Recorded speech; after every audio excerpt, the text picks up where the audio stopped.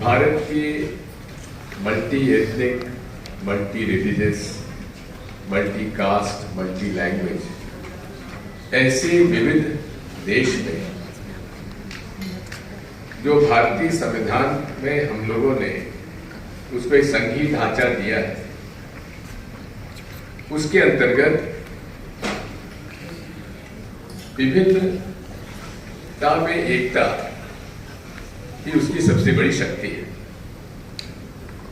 यदि हम अपनी राजनीतिक महत्वाकांक्षा के लिए समाज को धर्म में, जाति में या अन्य किसी बात पर बांट दें, हो सकता है कि उससे हमको राजनीतिक लाभ हो, लेकिन मूल रूप से हमारे भारतीय संविधान के संघीय ढांचे को सबसे बड़ा खतरा होता है। आज हमारी चिंताएं और जवाबदारी पर चर्चा है। चिंता होना स्वाभाविक है, क्योंकि जिस पार्टी का शासन देश में है उसका मूल जो विचार है वो 1925 से लेकर आज तक उसमें कहीं परिवर्तन का कहीं लक्षण नजर नहीं आता। जो शुरू से इस बात को कह रहे हैं कि एक समूह यहां ऐसा है जिसको यहां रहने का अधिकार नहीं है, जिसको कि भारतीय संविधान से पर ही भरोसा नहीं है और जिसने अपने पूरे लगभग आज 100 साल होने आए, अपने पूरे समय में उन्होंने अपना मुखौटा जरूर ओढ़ के रखा, लेकिन चेहरे में, विचारों में कहीं उसका कोई परिवर्तन कहीं नजर नहीं आया।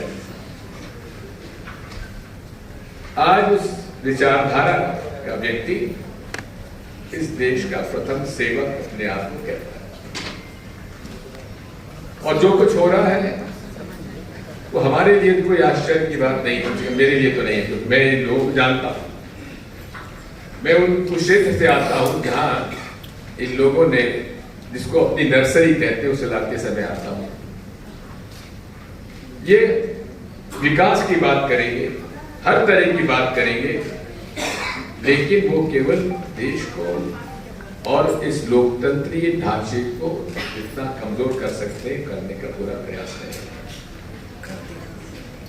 और ये अपने आप को धार्मिक कहते हैं, लेकिन सही पूछिए तो जो हमारे हजारों वर्ष की सनातनी परंपरा है उसके ठीक विपरीत इनके आचरण है। आपने अपने प्रस्ताव में वासुदेव कुटुंबकम का उल्लेख किया है। ये वो देश है जहां हजारों साल से हम लोगों ने पूरे विश्व को एक कुटुंब के रूप में देखा है, और वही तो भारतीय संविधान का मूल आधार है कि हम सब एक हैं। और उसमें आज जो कुछ हुआ है, और 2014 से लेकर आज तक जो भारतीय सुरक्षा, आंतरिक और बाहरी सुरक्षा के लिए जो कुछ खतरा हुआ है वो हमारे सामने है।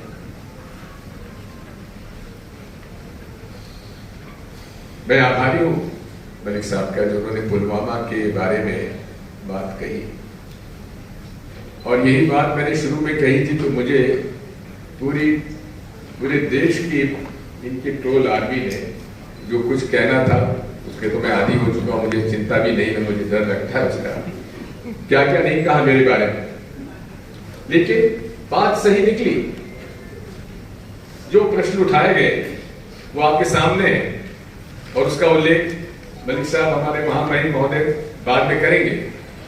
बात वही है, ये पूरा जो समूह है ये वो समूह है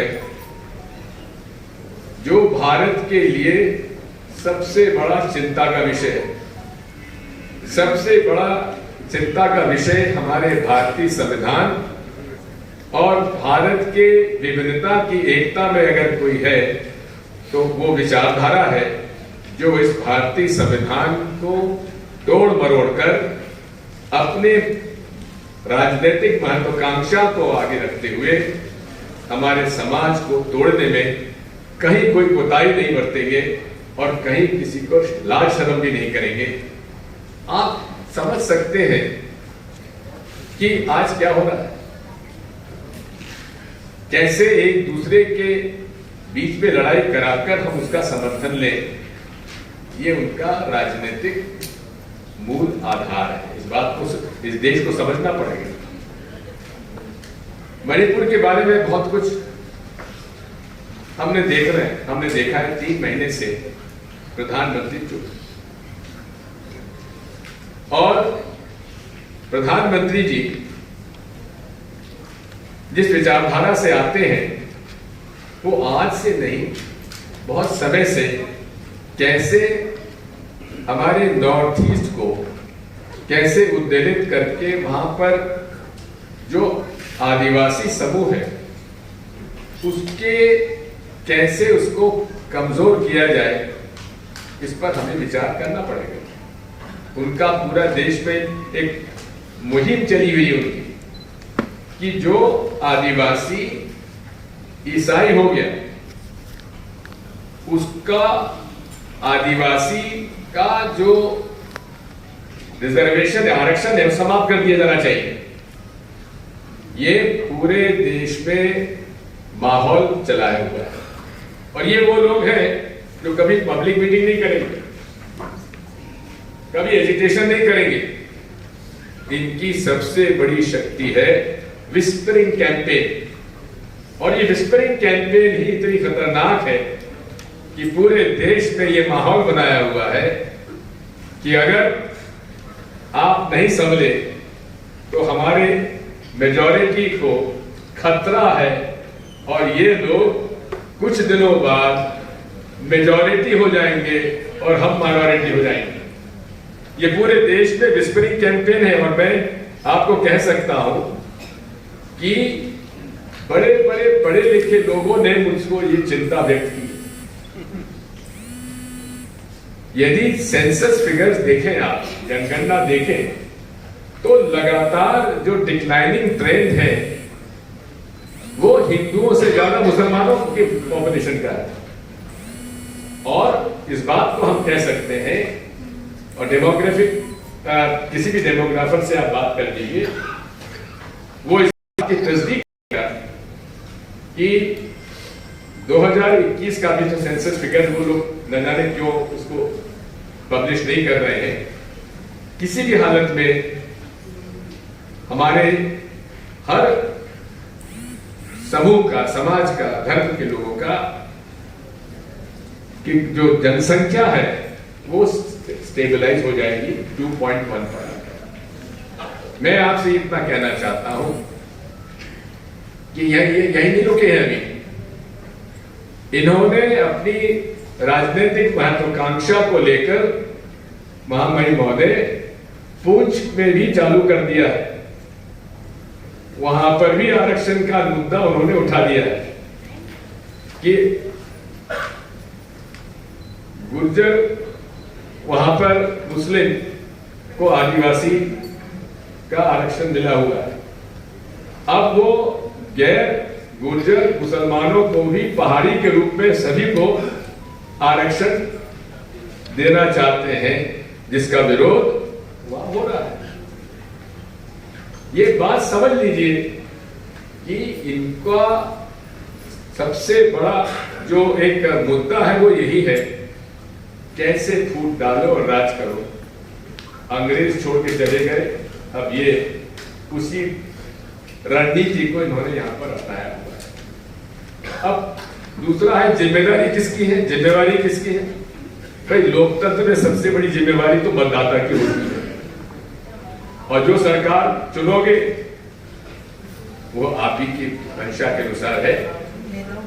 ऐसे कई लोग हैं जिनको मैं जानता हूं, विद्वान हैं, पढ़े लिखे हैं, जो कि एक जमाने में 2014 में के पहले हमारे प्रधान सेवक जी के बड़े प्रशंसक हुआ करते थे, प्रधान सेवक के गुणगान किया करते थे। लेकिन आज वे सब उनके बड़े आलोचक बन चुके हैं। उससे काम नहीं चलेगा। आखिर ये लोकतंत्र में, हमारे इस लोकतंत्र की व्यवस्था में जिम्मेवारी अपने को तय करनी पड़ेगी। और आज यदि कोई एक व्यक्ति जिम्मेवार है या एक विचारधारा जिम्मेवार है, जिसकी वजह से आज इस पूरे हमारे भारत के संघीय ढांचों पर खतरा मंडरा रहा है, वो विचारधारा है जिसके प्रधान सेवक आज इस बात के लिए जिम्मेवार है। तो विचारधारा और व्यक्ति दोनों अगर जिम्मेवार हैं तो वही है जिनका मैंने आपके सामने उल्लेख किया है। हमारे जनरल साहब का भाषण हुआ, हम पूरा सम्मान के साथ उनका आदर करते हुए उनके विचारों से सहमत रहे। लेकिन लोकतंत्र में यदि राजनीतिक नहीं होगी तो कैसे काम चलेगा? पॉलिटिशियंस को गाली देना बड़ा आसान है, लेकिन चुनकर आकर अपनी जिम्मेदारियां निभाना और अपनी विचारधारा के अनुसार हम लोग काम करना, ये अपने आप में चुनौती है। मैं, हमारी बहन, आपने जिस भावुकता से अपनी इस भारत की जो सोशल इविल्स को भी साथ रखते हुए आपने इस बहादुरी से जो भाषण दिया है, आपको मैं प्रणाम करता हूं, सलाम, बहुत बहुत बधाई। यही भारत है। हम रूढ़िवादी परंपराओं में बह जाते हैं, हम रूढ़िवादी परंपराओं में प्रभावित हो जाते हैं और रूढ़िवादी परंपराओं से प्रभावित होकर हम उन लोगों को चुनकर बैठा देते हैं जो लोग आज इस मुल्क को तोड़ना चाहते हैं, इस मुल्क में गलतफहमी फैलाकर, अफवाहें फैलाकर लोगों के बीच में इतनी गहरी खाई कर देते हैं, उसको पाटना आज मुश्किल है। 2014 में जब मुझे राज्यसभा में भाषण देने का मौका मिला था, तब मैंने इस बारे में आगाह किया था कि ये सांप्रदायिकता का जिन्न जो है बोतल में बंद है, इसको मत खोलो। जिस दिन ये जिन्न खुल गया, ये बोतल में आप इसको डाल नहीं पाओगे। दुर्भाग्य से ये जिन्न अब बोतल से निकल चुका है और यही हमारी सबसे बड़ी आज चिंता का विषय है। और वही जिन्न जो है आज इस व्यवस्था के लिए जिम्मेदार है। बहुत बहुत धन्यवाद।